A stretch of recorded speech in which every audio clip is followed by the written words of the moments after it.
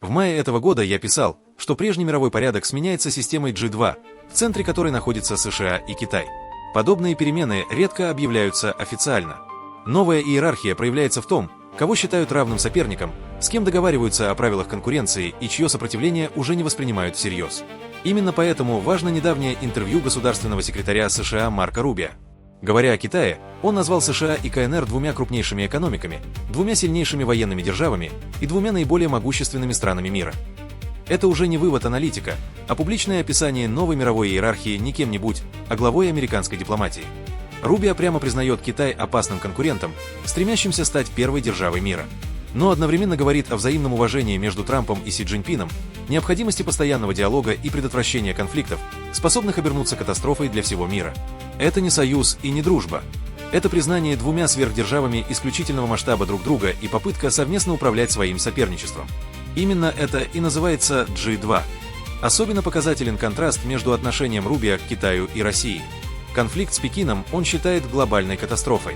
Российские же действия, включая помощь Ирану, по его словам, могут раздражать и беспокоить, но не способны помешать США достигать своих целей.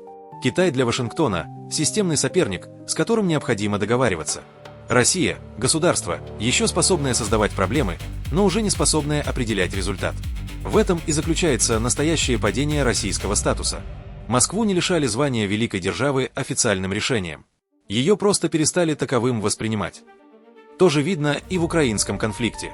Рубио открыто говорит, что дальние украинские удары изменили ситуацию и могут вернуть Москву к переговорам. Иными словами, Россия уже не диктует условия, давление на нее повышается, чтобы заставить ее пересмотреть собственные требования.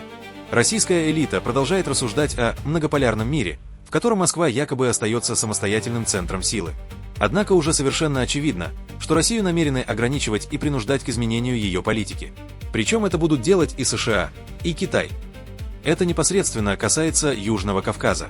Москва может делать вид, что ничего не изменилось, но ее выбор постепенно сужается, либо добровольно отказаться от претензий на исключительный контроль над регионом, либо уйти после того, как ее об этом попросят. Пашинян пока предлагает России более мягкий вариант – сохранить присутствие на Южном Кавказе, но окончательно отказаться от имперских притязаний и признать независимость и суверенитет Армении не на словах, а на деле.